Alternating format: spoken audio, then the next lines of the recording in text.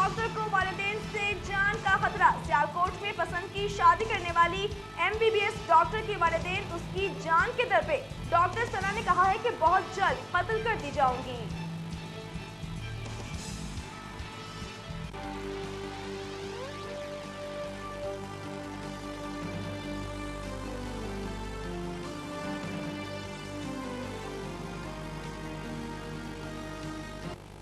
सियालकोट की बात करेंगे, जहां पर पसंद की शादी करने वाली MBBS डॉक्टर के वालिदैन उसकी जान के दर पे हैं। इस बारे में डॉक्टर सना ने कहा है कि बहुत जल्द कत्ल कर दी जाऊंगी। सियालकोट थाना कैंट की रिहायशी MBBS डॉक्टर सना ने कुछ अरसा कबल थाना हाजीपुरा के रिहायशी मोहम्मद शेब से शादी की, जिसका सना के वालिदैन को रंज था।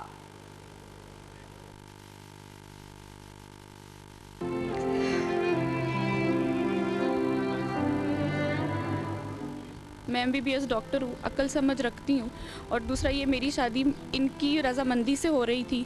उसके शादी के कार्ड्स मौजूद हैं, होटल्स के रिकॉर्ड्स मौजूद हैं, इन लोगों की तरफ से करवाई हुई बुकिंग हर चीज़ मौजूद है। 22 को हमारा वो बयान है हाई कोर्ट में, उसके लिए मुझे ये धमकियाँ दी जा रही हैं अब कि तुम्हें 22 को हाई कोर्ट में ही उधर ही कत्ल कर दिया जाएगा सबके सामने, और तुम्हारे शौहर को जेल में जहाँ उसको रखा हुआ उधर ही कत्ल करवा देंगे।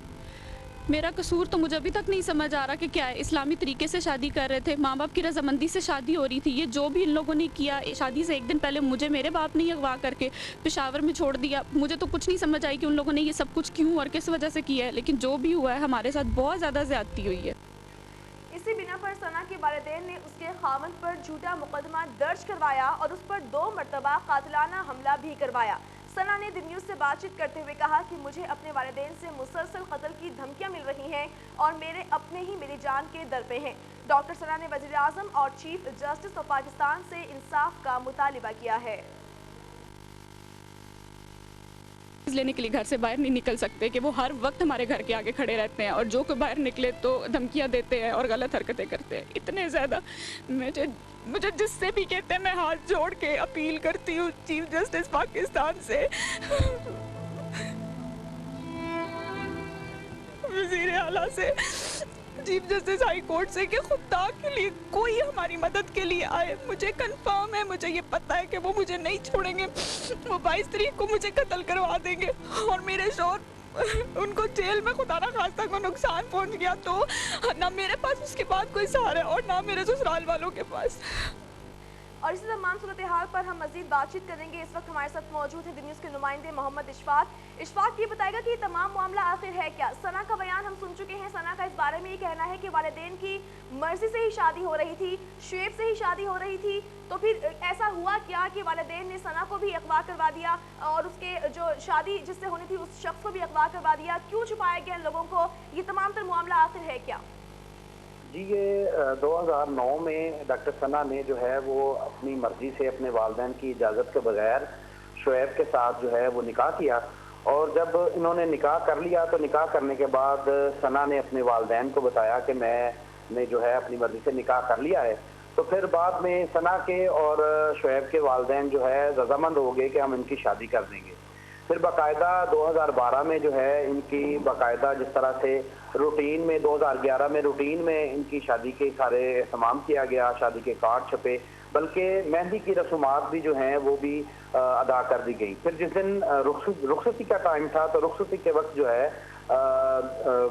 जो सना के बकौल जो है उसके वालिद ने मुबैना तौर पर जो है उसे कुछ पेशावर से पर जो है वो लोग बुलवा कर उसे अगवा करवा दिया, और अगवा करवाने के बाद उसे जो है वो तशद्दुद का निशाना बनाया जाता रहा ताकि वो किसी न किसी तरह से इस बात पे रजामंद हो जाए कि वो शुएब के साथ शादी ना करे और निकाह जो है वो खुला ले ले। इशफाक, क्या जो आप तमाम तर बातचीत अभी आपने की है कि सना के वालिदैन ने खुद से शुएब को अगवा करवा लिया, उस पर तशद्दुद भी करते रहे, सना के वालिदैन का इस बारे में कोई मौक़िफ़ सामने आ पाया है? वो इस बात पर आमादगी का इजहार कर चुके हैं कि वाकई उन्होंने ही शुएब को अगवा करवाया, और अगर उनको अगवा करवाना ही था तो फिर शादी के कार्ड्स वगैरह क्यों बांटे गए थे लोगों में? 3 साल बाद जब रजामंदी का इजहार कर दिया कि सना को रुखसत किया जाए शुएब के साथ, तो फिर उसको अगवा करवाने की ज़रूरत कहाँ पेश आई? जी, सना मैं थोड़ी सी वजाहत कर दूं कि इसमें शुएब को अगवा ना किया गया, बल्कि सना को ही सना के वालिद ने जो है वो अगवा करवा दिया था। और शुएब को ये क्यों उन्होंने करवाया ये तो वही बता सकते हैं, क्योंकि वो आकिल और बालिग थी और 2009 से लेके 2011 तक जो है वो بالکل روٹین میں ان کا سارا معاملہ چلتا رہا، جس طرح سے ہمارے کلچر کے اندر ہوتا ہے ایک دوسرے کے گھروں میں آنا. لیکن یہ کیوں کیا کروایا یہ تو وہ ثنا کے والد ہی بہتر جانتے ہیں کہ انہوں نے کیوں کروایا. البتہ ثنا کو اغوا کروایا گیا اور ثنا جس طرح ہمیں وہ انٹرویو کے دوران بتا بھی چکی ہیں کہ بڑی مشکل سے وہاں سے جان چھڑا کے یہاں پہ آئی، اور ان سے صرف اس بات پہ مجبور کیا جاتا رہا کہ ثنا اس بات جواب دیجیے گا کہ 22 کو سماعت ہونے جا رہی ہے اس کیس کی، تو کیا کوئی اب ثنا کو حفاظت کے لیے کوئی پولیس کے اہلکار بھی مامور کیے گئے ہیں؟ کیونکہ ثنا کا یہ کہنا ہے کہ ان کے والدین نے کہا اس بارے میں کہ ان کو وہیں پر قتل بھی کروایا جا سکتا ہے. جی یہ اصل میں وہ اس بنا پہ کہہ رہی ہیں کہ ابھی تک 2 دفعہ ان کے اوپر جو ہے وہ فائرنگ ہو چکی ہے، اور متعلقہ ڈی پی او نے جو ہے اس فائرنگ کا جو ہے درخواست بھی دی جو ہے نا، اس پہ کوئی بھی کاروائی متعلقہ جو سیالکوٹ کے ڈی پی او ہیں انہوں نے کوئی کاروائی نہ کی. اور ابھی ان کے اوپر ثنا کے اوپر ثنا کے خاوند کے اوپر ثنا کے ہی اغوا کا جو ہے وہ ایف آئی آر درج ہو چکی ہے، اور اس کے علاوہ ایک اور ایف آئی آر انہی دنوں کے دوران جو ہے. ٹھیک ہے، بہت شکریہ آپ کا فی الوقت کے لیے محمد اشفاق، آپ اس تمام صورتحال پر روشنی ڈال رہے تھے، بہت شکریہ آپ کا. اور ناظرین ابھی وقت ہوا ہے ایک بریک کا. ابھی آپ تھے ہینا اظہار اور نبیلہ عباسی کے ساتھ. ایک بریک کے بعد آپ کو جوائن کریں گی نیلم عباسی اور ساتھ ان کے ہوں گے قرۃ العین. آپ ساتھ رہیے.